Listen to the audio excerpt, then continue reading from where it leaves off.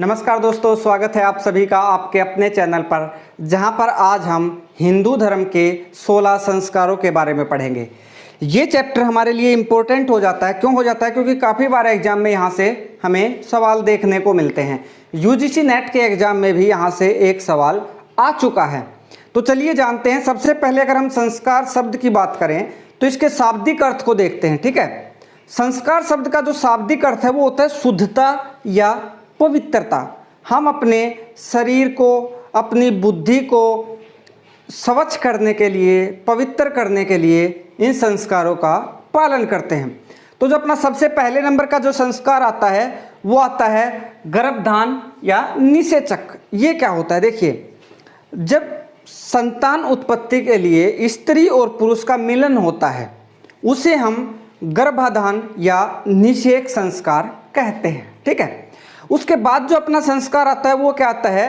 पुंसवन। पुंसवन जो संस्कार होता है उसके अंदर क्या होता है? ये गर्भधारण के 3 माह के बाद होता है।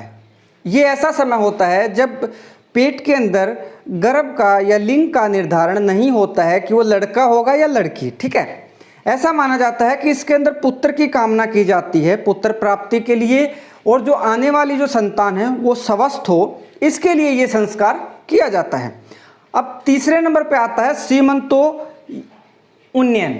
अब सीमंतो का अर्थ क्या होता है? सीमंतो का अर्थ होता है केस या बाल। ठीक है, उन्नयन का मतलब ऊपर उठाना। तो इसमें क्या होता है? पति अपनी जो पत्नी है, जो गर्भवती महिला है, उसके बालों को ऊपर उठाकर उसकी मांग को भरता है। ठीक है, इसमें इसका उद्देश्य क्या होता है? इसका उद्देश्य ऐसा होता है कि गर्भवती महिला के सामने एक अच्छा और मोटिवेशनल माहौल क्रिएट किया जाए। ठीक है, उसके बाद जो अपना अगला जो संस्कार होता है वो कौन सा होता है? अगला संस्कार होता है जात कर्म। ठीक है, जात कर्म में क्या आता है? जब बच्चे का जन्म होता है, ठीक है, बच्चे के जन्म होने के बाद जो नाभि छेदन होता है, या फिर हम देसी भाषा में बोल सकते हैं कि बच्चे की जो नाल काटा जाता है, उससे पहले घी या शहद उसको चटाया जाता है। ठीक है, उसके बाद ही माता का उसको स्तनपान कराया जाता है। ठीक है, ये होता है अपना जात कर्म संस्कार। उसके बाद आता है नामकरण। नामकरण तो जैसे कि आप नाम से ही समझ पा रहे हैं, नामकरण का अर्थ होता है कि जब बच्चे का नाम रखा जाता है। ठीक है, फिर उसके बाद आता है निष्क्रमण। निष्क्रमण में क्या होता है कि जब बच्चा पहली बार अपने घर से बाहर निकलता है या सूर्य के दर्शन करता है। आपने सुना होगा कि अभी बच्चा बहुत छोटा है, इसको घर से बाहर मत लेके जाइएगा। तो वो निष्क्रमण जो संस्कार होता है उसके बाद ही बच्चा घर से बाहर जाना शुरू होता है। ठीक है, उसके बाद जो अपना अगला संस्कार है वो है अन्नप्राशन। अन्नप्राशन में क्या होता है? देखिए, आज के समय में भी आपने सुना होगा कि बच्चे के जन्म के 6 माह तक उसको माता का दूध ही पिलाना चाहिए। इसी तरह इस संस्कार में क्या है? जब 6 माह का बच्चा हो जाता है और उसके बाद वो बाहर का अन्न खाना शुरू करता है, पका हुआ अन्न खाना शुरू करता है, वो अपना संस्कार होता है अन्नप्राशन। उसके बाद चूड़ा कर्म होता है, इसको हम देसी भाषा में मुंडन भी बोल सकते हैं, या जब बच्चा गंजा कराया जाता है उसको कहा जाता है चूड़ा कर्म। जब बच्चा 1 से 3 साल का होता है तो उसका मुंडन कराया जाता है। ये अपना अगला संस्कार है।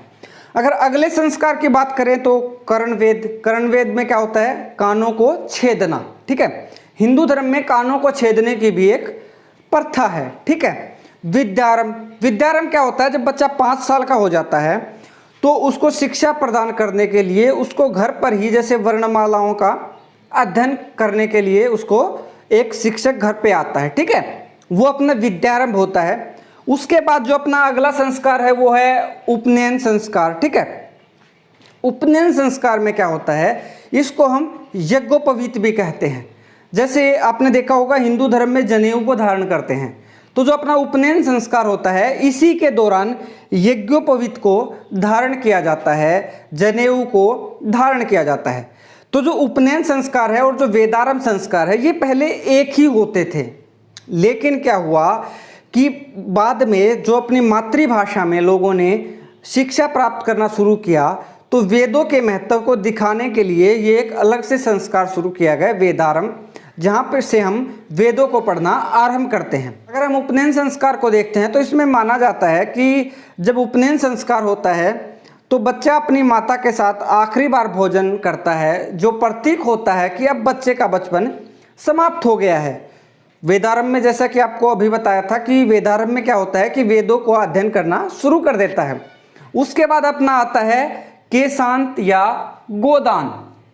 इसके अंदर क्या होता है, देखिए जब बच्चा वेदों की शिक्षा ग्रहण करने के लिए जाता है तो वहाँ पर अपने गुरु के पास में ही रहता है, और गुरु के पास जब वो पहली बार अपनी दाढ़ी या उसकी मूछें जब पहली बार कटाई जाती है तो उसके उपलक्ष्य में केशांत संस्कार होता है। इसको गोदान भी कहते हैं। गोदान क्यों कहते हैं? क्योंकि ऐसा इस संस्कार में ऐसा करने के बाद में गुरु जी को गाय का दान किया जाता था। ठीक है। उसके बाद जो अगला संस्कार है वो है समावर्तन। समावर्तन में क्या होता है, जैसे कि आपको पता है हिंदू धर्म में बताया जाता है कि 25 वर्ष तक हमें ब्रह्मचर्य जीवन का पालन करना चाहिए। जब 25 वर्षों तक हम पालन करते हैं तो उसके बाद गृहस्थ जीवन शुरू होता है, और गृहस्थ जीवन की शुरुआत जब होती है तो उस समय समावर्तन संस्कार होता है। इसमें क्या है, ब्रह्मचर्य का जो हमने जो व्रत लिया था उससे मुक्ति मिलती है। ठीक है। उसके बाद अगला संस्कार विवाह का होता है। विवाह आपको पता है, शादी, जब हम शादी के बंधन में बनते हैं। और जो सबसे लास्ट और जो 16वां संस्कार होता है वो होता है अंत्येष्टि, जिसके अंदर जब इंसान की मृत्यु हो जाती है तो जो उसका अंतिम संस्कार के अंदर जो शामिल होता है, जो भी क्रियाएं शामिल होती हैं उसको अंत्येष्टि संस्कार कहते हैं। एक चीज़ और महत्वपूर्ण है हमारे लिए कि जो 3 संस्कार हैं, जो पहले 3 संस्कार हैं, जो कौन से, गर्भधान, पुंसवन और सीमंतो उन्नयन, ये 3 संस्कार ऐसे हैं जो बच्चे के जन्म से पहले किए जाते हैं। ठीक है। ये भी महत्वपूर्ण पॉइंट है, इसको याद रख लीजिएगा। अच्छा लगा तो लाइक एंड शेयर जरूर कीजिएगा तथा हमारे चैनल को सब्सक्राइब करना ना भूलिएगा।